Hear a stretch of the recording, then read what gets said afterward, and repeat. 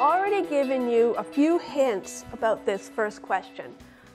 With most research, we've done it for so long. We have decades of experience with survey research, with focus research, with one-on-one interviews. We know the limitations of this research inside and out. Quickly, any thoughts about what are some of the most common limitations of survey or focus group research? Let's get things going. Yes, sir. Sample sizes. Too small can really impact the quality of your research. Any other thoughts? Yeah. Okay, influencing among each others within a focus group. Sure. Yes, there was. Picking the wrong people, a bad sample to begin with. Certainly.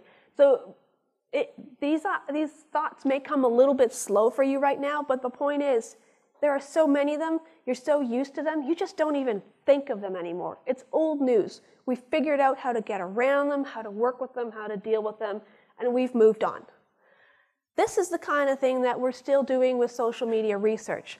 We're still working through what exactly are the limitations. We're still working through how do we work around these limitations, but we're basically on our way there. We're going through all of those different issues. This is a social desirability question, an honesty question. Raise your hands if you've ever said something you regretted. Okay, if your hand is not up right now, you are a liar. Yeah, so think about saying things in the online space that you regretted. Can you take it back? Not always.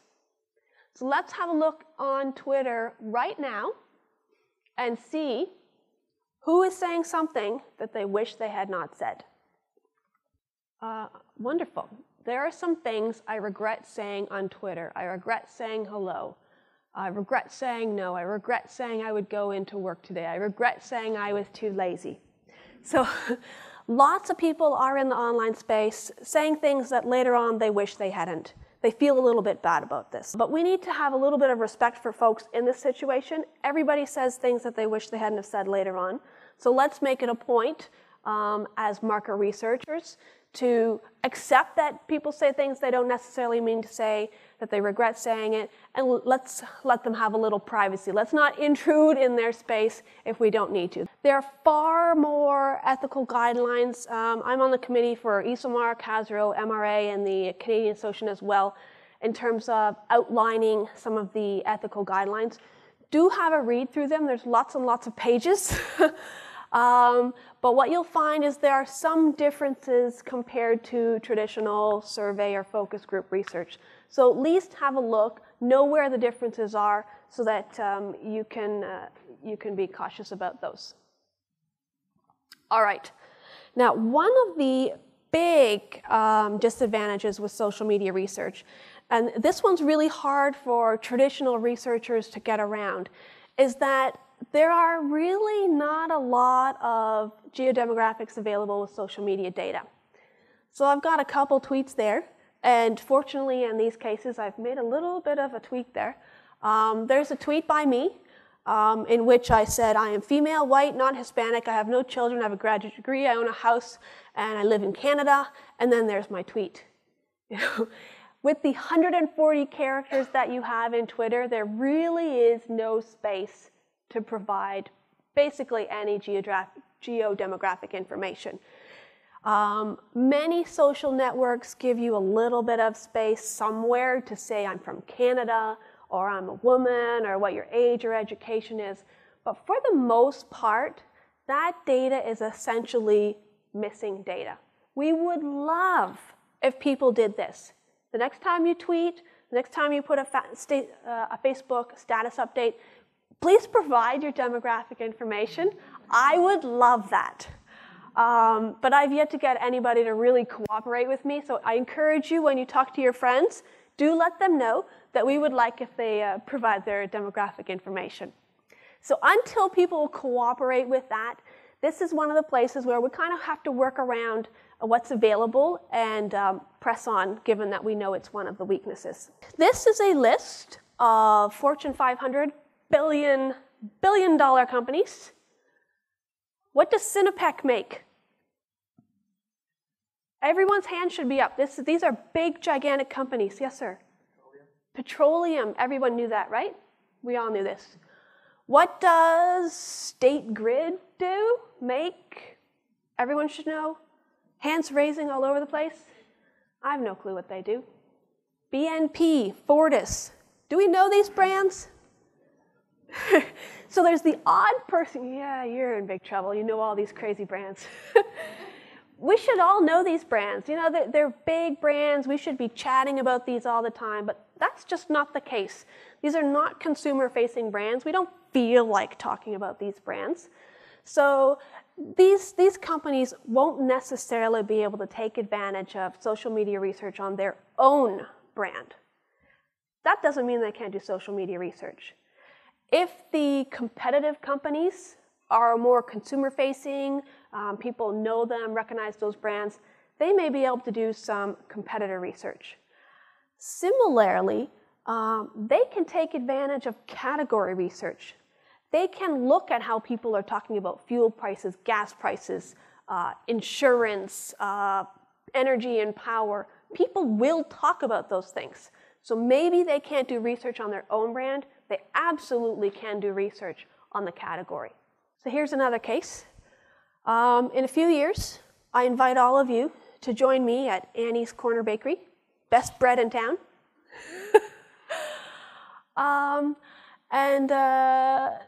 Think about how I would do social media research in that case. You know, I would love my brand. I live, breathe, love Annie's Bakery whenever it shows up. And even within an entire mile, around my store, I'm from Canada, around my store, all of those people will probably know my brand. A few of them might even go into the social media space and chat about my brand. But unfortunately, those 12 people will not be able to produce enough social media data for it to be worthwhile that I go and do some social media research. So these tiny little brands, no matter how much we love them, they're just not a sufficient size to take advantage of brand level social media research.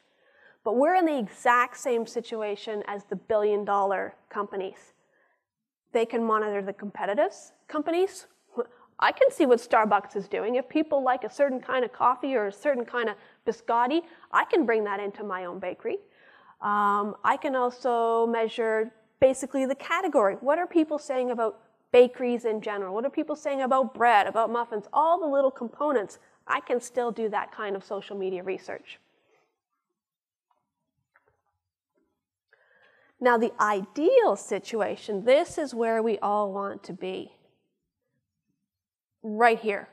We want to be the Burger Kings, the Walmarts, the Fruit Loops, the companies where when you go to Starbucks, have your coffee, chat with your friends, these are the brands you're talking about all the time. You say this brand anywhere, everybody will recognize the brand. Everyone has an opinion on these brands. Who cares if you buy it or use it? You have an opinion on what these brands mean, the quality of the brand.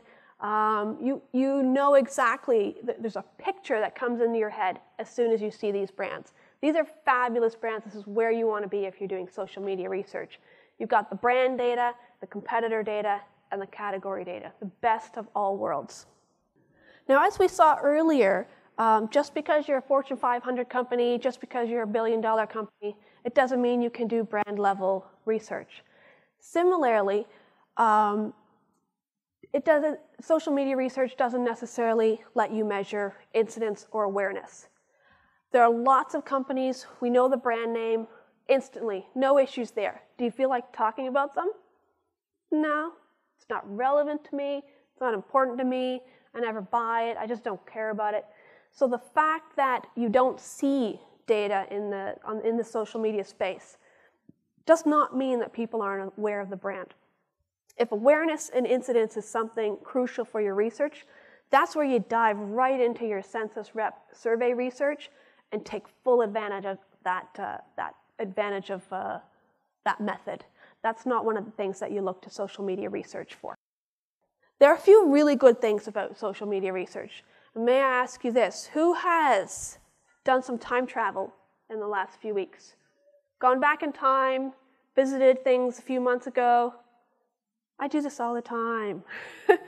Anytime somebody wants to do social media research, we just jump in our time traveling machine. We go back 6 months ago, a year ago, and see what happened back then. Maybe something happened 3 months ago that we only realized today. So we'll jump back and see what happened then. And maybe while we're looking at 3 months, we realize that something actually happened 10 months ago. Let's have a look at that too. Let's see how what happened, the events that happened then, how those translated into what we're seeing today. So that's one of the fabulous things with social media research. You forget to do a study, you don't realize you should do a study, no worries, we'll do it now. Here's another lovely thing about social media research. Let's say you put a brand new commercial on the air. You've probably all done this with Twitter. The second you know your commercial is going to launch, you're on Twitter tracking who mentioned, who mentioned, who mentioned. You're waiting for people to actually mention the commercial.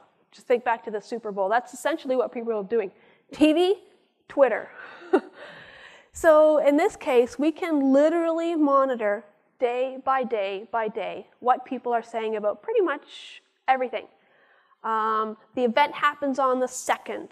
You watch for immediate consumer reaction on the 3rd. You adjust your campaign on the 4th. You check the reaction on the 5th. You can do all those kinds of daily, instant problem solving just because social media research lets you track data instantly. And then, of course, if you think about the sample sizes that you can benefit from with social media research, oftentimes it's thousands, many times it's millions. If you're a Nike, Apple, Microsoft, somewhere on those big brands that everybody knows, you're talking millions of people. Not 30 people per week or 300 per custom job. We're talking millions of people. And if you think about all the different topics, content areas that those millions of people are covering, it's going to be in the thousands. These people are going to talk about the red one, the blue one, the green one, the yellow one, the orange one. These people over here, they're talking about the big one, the small one, the medium one, the hot one, the cold one, the broken one, the messy one, the dirty one. All different content areas.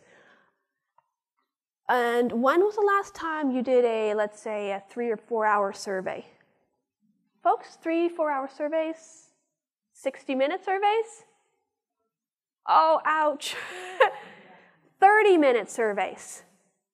Okay, that's good. 20 to 30, we're kind of in that space. All right.